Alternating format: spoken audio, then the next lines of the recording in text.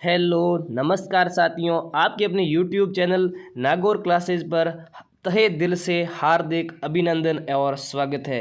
साथियों, मेरे चैनल को डिलीट होने के बाद में मेरा मन नहीं था कि मैं आप लोगों के लिए कोई क्लास लेकर आऊँ। मतलब इतना मैं डीमोटिवेट हो चुका था साथियों कि आप लोगों के लिए ना तो वीडियो बन पा रही थी ना पीडीएफ बन पा रही थी। लेकिन साथियों, कहा भी गया है कि रख हौसला वो मंजर भी आएगा, प्यासे के पास चलकर समंदर भी आएगा, थक कर न बैठे मंजिल के मुसाफिर, मंजिल भी मिलेगी और मिलने का मज़ा भी आएगा। इसी वाक्यांश को, इसी दोहे को, इसी कविता को हृदय में रखते हुए, मस्तिष्क में रखते हुए एक बार फिर आप लोगों के बीच में पूरी उम्मीद और जोश के साथ में आया हूँ। आशा करूँगा कि आप सभी लोग सपोर्ट करेंगे, अपना प्यार और जो इस चैनल के प्रति दिखाएंगे वो काबिल तारीफ़ होगा, मेरे लिए भी और आपके लिए भी। तो साथियों, अब ज़्यादा देरी नहीं करते हुए है हम आज की क्लास को शुरू करते हैं। साथियों, ये पहली क्लास है।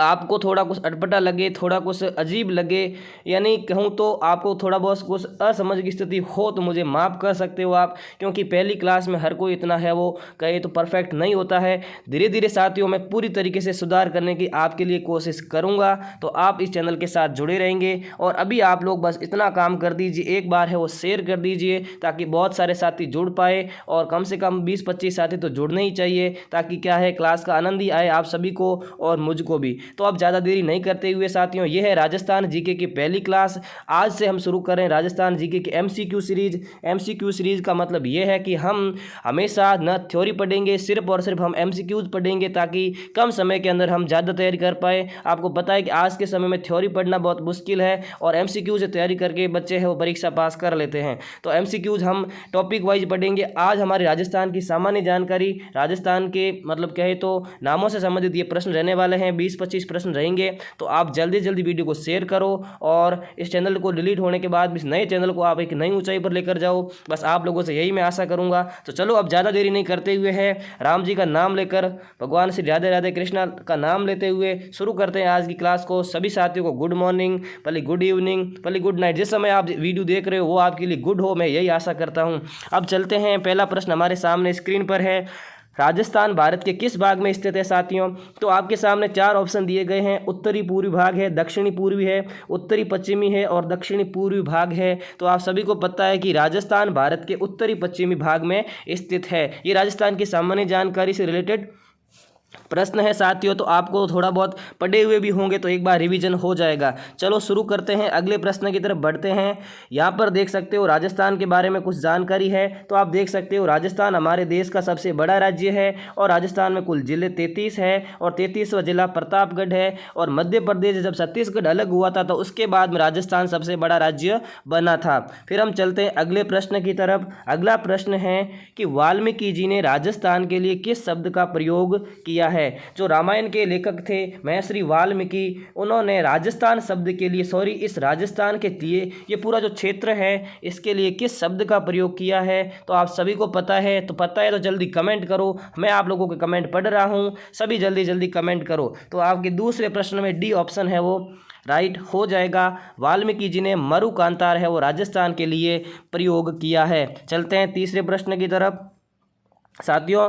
तीसरा प्रश्न है, राजस्थान शब्द का प्राचीनतम प्रयोग किस अभिलेख में मिलता है? सबसे पहले राजस्थान शब्द का हमको प्राचीनतम यानी प्राचीन समय के अंदर जो उल्लेख मिलता है कि भाई राजस्थान शब्द उस अभिलेख में उल्लेखित हुआ था, तो वो अभिलेख कौन सा है आप सभी को बताना है। वसंतगढ़ अभिलेख, बिजोलिया अभिलेख, बैराट अभिलेख, इनमें से कोई नहीं। तो आप सभी को पता है तो जल्दी कमेंट करो। मैं आप लोगों को कमेंट रीड कर रहा हूँ, और साथियों को शेयर भी करते रहो ताकि और भी साथी जुड़ जाए, ताकि नए नए लोगों तक हमारा चैनल पहुँचे, हमारी मेहनत पहुँचे, और भी लोगों को है वो सहायता मिल सके, हेल्प मिल सके। तीसरे प्रश्न में साथियों आप सभी को पता है कि वसंतगढ़ अभिलेख है वो किसके लिए? वसंतगढ़ अभिलेख में सबसे पहले राजस्थान शब्द का प्रयोग किया गया था। चलते हैं अगले प्रश्न की तरफ।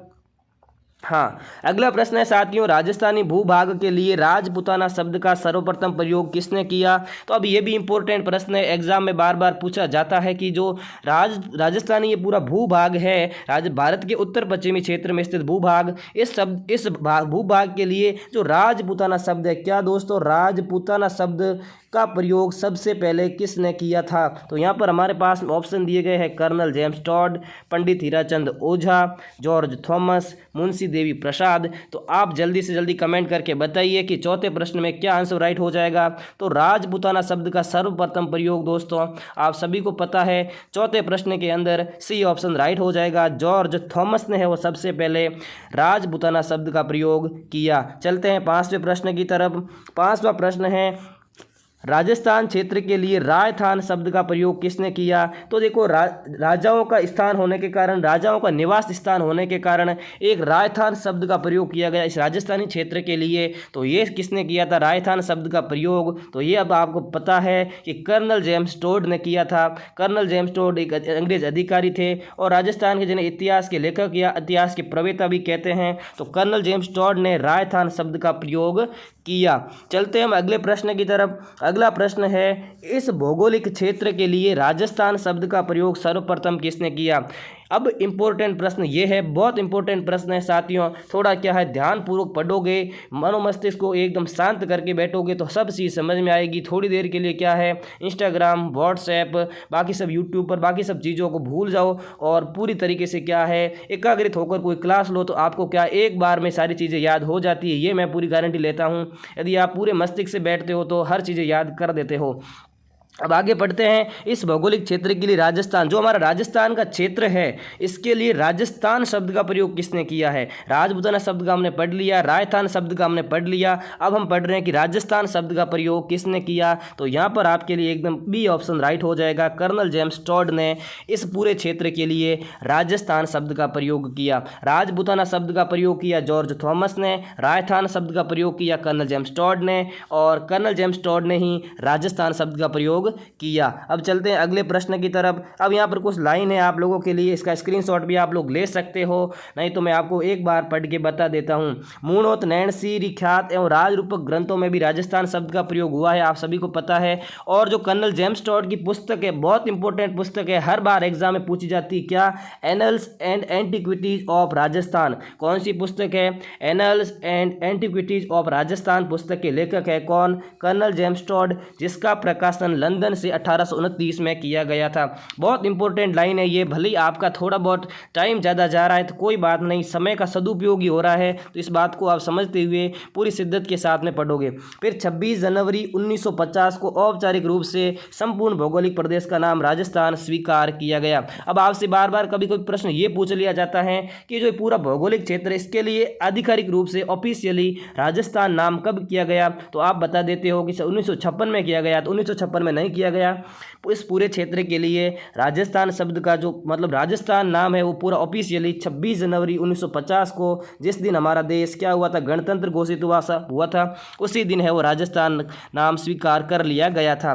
फिर आगे चलते हैं।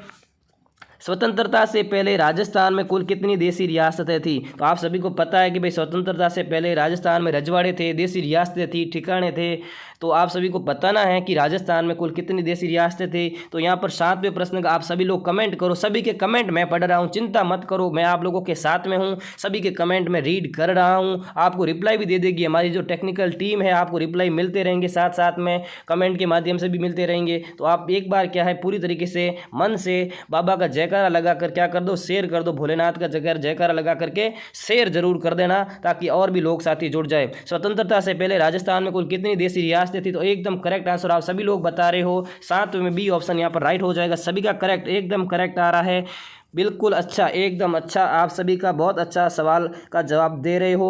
अब चलते हैं अगले प्रश्न की तरफ। स्वतंत्रता के समय राजस्थान में कुल कितने ठिकाने थे। अब पहले हमने रियासतें देख ली, रियासतें थी 19 दोस्तों। अब ठिकानों की बात आ गई है तो जल्दी से कमेंट करो, एकदम अच्छा कमेंट करो, परफेक्ट कमेंट करो, नाइस कमेंट करो। फिर 8वां प्रश्न है आप लोगों के लिए, इसमें ए ऑप्शन राइट हो जाएगा। सभी को पता है कि 3 ठिकाने थे, लावा, नीमराणा और कुशलगढ़। अब आगे चलते हैं। हाँ, मंजिल ने हौसलों से कहा कि तेरे बस की बात नहीं। हौसलों ने मंजिल की आंखों में आंखें डालकर कहा, चल झूठी, तेरी इतनी औकात नहीं। तो हमें वही करना है, मंजिल को अपनी औकात दिखानी है, उसकी आंखों में आंखें डालकर ये कहना है कि अब तेरा बस नहीं चलने वाला है, अब हमारा बस चलेगा, अब हम कहेंगे वो होगा। अगला प्रश्न है कि राजस्थान अपने वर्तमान स्वरूप में कब आया। अब इस प्रश्न का मतलब ये है साथियों कि राजस्थान का एकीकरण कब पूर्ण हुआ। क्या साथियों, राजस्थान का एकीकरण कब पूर्ण हुआ। अब ये प्रश्न बहुत इंपॉर्टेंट भी बनता है, कन्फ्यूजन वाला प्रश्न भी बन जाता है कभी कभार कि राजस्थान अपने वर्तमान स्वरूप में कब आया। तो एकदम करेक्ट आंसर हो जाएगा यहाँ पर साथियों 1 नवंबर 1956। क्या हो जाएगा राइट, 1 नवंबर 1956 को राजस्थान अपने वर्तमान स्वरूप में आया। अब चलते हैं 11वें प्रश्न की तरफ। तो यहाँ पर पहले ये देख लेते हैं कि 3 ठिकाने कौन से थे राजस्थान के अंदर। तो यहाँ पर है कुशलगढ़, लावा तथा नीमराणा, ये 3 ठिकाने थे। स्क्रीनशॉट भी ले सकते हो, नहीं तो PDF आपको टेलीग्राम ग्रुप के माध्यम से, चैनल के माध्यम से उपलब्ध करवा दी जाएगी। अब अजमेर मेरवाड़ा केंद्र शासित प्रदेश था। यहाँ पर देखो 19 रियासतें थी, 19 रियासतें थी, 3 ठिकाने थे और एक केंद्र शासित प्रदेश था। एक केंद्र शासित प्रदेश कौन था, अजमेर मेरवाड़ा था। और 6 सैनिक छावनियाँ थी, आप सभी को पता है 6 सैनिक छावनियाँ कौन सी है, एरिनपुरा है, ब्यावर है, खैरवाड़ा, नीमच, देवली और नसीराबाद। 6 सैनिक छावनियों के नाम याद रखना है, एरिनपुरा, ब्यावर, खैरवाड़ा, नीमच, देवली और नसीराबाद। तो आगे चलते हैं अगले प्रश्न की तरफ। अगला प्रश्न आता है कि राती घाटी के नाम से किसे जाना जाता है। राती घाटी का युद्ध भी हुआ था साथियों, बीकानेर के शासकों के बीच में और कामरान के बीच में, तो बाबर के पुत्र कामरान के बीच में। तो राती घाटी के नाम से किस क्षेत्र को जाना जाता है राजस्थान के अंदर। तो सभी को पता है राती घाटी क्या है, बीकानेर है। बीकानेर को राती घाटी के नाम से जाना जाता है। सभी साथियों के कमेंट अच्छे आ रहे हैं, गुड, सभी के कमेंट में पढ़ रहा हूँ, एकदम परफेक्ट उत्तर सभी दे रहे हो। तो इसी तरीके से सभी को हमेशा जुड़ना है, क्लास को ज्वाइन करना है। चलते हैं अगले प्रश्न की तरफ। अगला प्रश्न है कि प्राचीन काल में श्रीमाल के नाम से किसे जाना जाता था। बहुत इंपॉर्टेंट प्रश्न है दोस्तों कि प्राचीन काल में राजस्थान में श्रीमाल के नाम से किस क्षेत्र को जाना जाता था। नागौर को, हनुमानगढ़ को, जैसलमेर को, भीनमाल को। तो साथियों भीनमाल को है वो श्रीमाल के नाम से जाना जाता था। भीनमाल कहाँ है दोस्तों, जालोर साचौर के अंदर है। अब आपको ये भी पता होना चाहिए कि भीनमाल के एक प्रसिद्ध राजस्थान के महाकवि हुए हैं जिनका नाम क्या था, महाकवि माघ। महाकवि माघ ने किस ग्रंथ को लिखा था साथियों, उन्होंने शिशुपाल वधम लिखा था। क्या लिखा था दोस्तों, शिशुपाल वधम ग्रंथ की रचना की थी। कहा जाता है कि इन्होंने इस ग्रंथ को बार बार मेहनत करने के बाद में, बार बार है वो कहे तो इसको मिटाने के बाद में वापस तैयार करते थे। रोजाना इस ग्रंथ को लिखते थे, फिर भी पूरा नहीं कर पाते थे। ऐसी कुछ किंवदंती इनके बारे में प्रचलित है। तो महाकवि माघ राजस्थान के भीनमाल से क्षेत्र से संबंधित है, इनका महत्वपूर्ण ग्रंथ है। संस्कृत के महाकवि तो इनका महत्वपूर्ण ग्रंथ है शिशुपाल वधम। अब है मारवाड़ का अमृत सरोवर किसे कहा जाता है। तो जल्दी सभी लोग कमेंट करो, कमेंट का आपके वेट में कर रहा हूं। सभी के कमेंट आएंगे तो हमारी टेक्निकल टीम तैयार बैठी है, सभी को उत्तर दे दिए जाएंगे। हाँ, तो मारवाड़ का अमृत सरोवर किसे कहते हैं साथियों, यहाँ पर है मेजा बांध, जवाई बांध, राणा प्रताप सागर बांध, माई बजाज सागर बांध। अब आपको ये पता होना चाहिए कि यहाँ पर जो जवाई बांध है ये पाली में स्थित है, इसी को क्या कहते हैं, मारवाड़ का अमृत सरोवर कहते हैं। चलते हैं अगले प्रश्न की तरफ।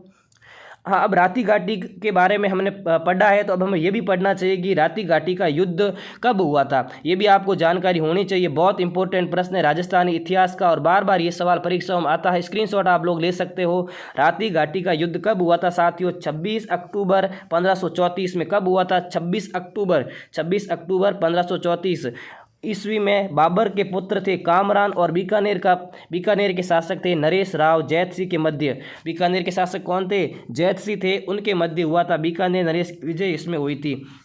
तो आपसे पूछ लिया जाए कि राती घाटी का युद्ध किन किन के बीच हुआ था। तो राती घाटी का युद्ध बाबर के पुत्र कामरान और बीकानेर के शासक जैतसिंह के मध्य हुआ था। और राती घाटी के युद्ध के अंदर बीकानेर की जीत हुई थी, ये भी आपको याद रखना है। भीनमाल में संस्कृत के महाकवि माघ का जन्म हुआ था, जिनकी प्रसिद्ध रचना शिशुपाल वध है। मैंने आपको पहले भी बताया और ये लिखा हुआ भी आ गया है। अब चलते हैं, जवाई बांध कहाँ पर स्थित है साथियों। जवाई बांध पाली में स्थित है, सुमेरपुर तहसील में। जवाई बांध जोधपुर एवं पाली जिले का महत्वपूर्ण पेयजल स्रोत है और इस बांध का निर्माण 1946 में जोधपुर के शासक उमेद सिंह ने करवाया था। इनको आप स्क्रीनशॉट ले सकते हो और इसको ध्यानपूर्वक रीड कर सकते हो। अगला प्रश्न है, राजस्थान का जिब्राल्टर दुर्ग यहाँ पर होगा, ये ग्रुप नहीं होगा साथियों। क्या होगा, राजस्थान का जिब्राल्टर दुर्ग किसे कहते हैं। तो आपको जल्दी बताना है कि राजस्थान का जिब्राल्टर किसे कहते हैं। अंग्रेजों ने इसे नाम दिया था जिब्राल्टर दुर्ग का। तो 14वें प्रश्न में जल्दी बताओ, यहाँ पर बी ऑप्शन राइट हो जाएगा। तारागढ़ जो अजमेर का दुर्ग है, बूंदी का दुर्ग नहीं है, अजमेर का जो दुर्ग है उसे कहा जाता है राजस्थान का जिब्राल्टर दुर्ग। अब दोस्तों साथियों आज की क्लास का लास्ट प्रश्न है, तो जल्दी जल्दी क्या कर दो, इस वीडियो को लाइक कर दो और अपना कहे तो ओपिनियन है वो शेयर कर दो कि क्लास कैसी थी, प्रश्न कैसे थे, मुझे क्या सुधार करना चाहिए। आप जो कुछ भी आपके मन के अंदर है सब कुछ कमेंट कर सकते हो। सुरू, चिकर एवं झुंझुनू का क्षेत्र क्या कहलाता है आपको बताना है कि जो ये तीन जिले मैंने यहाँ पर लिखे हैं, सुरू, सीकर और झुंझुनू का क्षेत्र क्या कहलाता है। 15वें प्रश्न के अंदर एकदम इम्पोर्टेंट प्रश्न था और इसका प्रश्न भी उत्तर भी बहुत इंपॉर्टेंट है। शेखावटी, जो ये तीन जिले हैं वो सुरू, सीकर और झुंझुनू किस क्षेत्र के अंतर्गत आते हैं? शेखावटी के अंतर्गत आते हैं। तो साथियों ये थे आज के 15 प्रश्न। क्लास थोड़ी छोटी थी, कोई बात नहीं, आगे आगे हम क्लास को बड़ी बढ़ाते जाएंगे। 20, 30, 40, 50 MCQs की लाइव क्लास भी लेकर आएंगे। तो आप बस वेट करिए लाइव क्लास का। तब तक के लिए इस क्लास के बारे में मुझे फीडबैक ज़रूर दीजिए, भले ही टेलीग्राम पर आप कमेंट करके मुझे बताएं या इस वीडियो के नीचे कमेंट करके बताएं कि सर ये क्लास कैसी थी, मुझे हमें ऐसी लगी, आपको ये सुधार करना चाहिए, वॉइस में है, बोलने के तरीके में है, प्रश्नों में है, किस तरीके का सुधार होना चाहिए। हमारा नया चैनल है तो साथियों क्या एक दिन में कोई परफेक्ट नहीं बनता है, कोई भी अच्छा शिक्षक नहीं बन पाता है। मैं मानता हूँ मुझ में कुछ कमियाँ होगी तो आप लोग बताएंगे, उन कमियों को मैं सुधारने की पूरी कोशिश करूँगा। ये पहली क्लास थी तो कोई गलती हो गई हो तो भी आप मुझे माफ़ कर सकते हो, छोटा भाई समझ के या गुरु समझ के भी माफ़ बहुत लोग करते हैं कि गुरु से भी गलती हो जाती है। गुरु कोई भगवान का रूप नहीं होते हैं, सॉरी गुरु भगवान के बराबर होते लेकिन भगवान का रूप नहीं होते हैं। तो आपको क्या है, गुरु से भी गलती हो जाती है तो आप उनको माफ़ कर सकते हो। तो अब आज की क्लास हम यहीं समाप्त करते हैं। जो भी साथी नए आए हैं चैनल पर, पहली बार आ रहे हैं, प्लीज़ सब्सक्राइब करके जाओगे, बिना सब्सक्राइब किए नहीं जाओगे। आपका सब्सक्राइब ही मुझे क्या मोटिवेट करेगा, प्रेरित करेगा नई नई क्लास लेकर आने के लिए। तो मिलते हैं एक नए जोश के साथ में, नए जुनून के साथ में अगली क्लास के अंदर। तब तक के लिए खुश रहो, मस्त रहो। जय हिंद, जय भारत।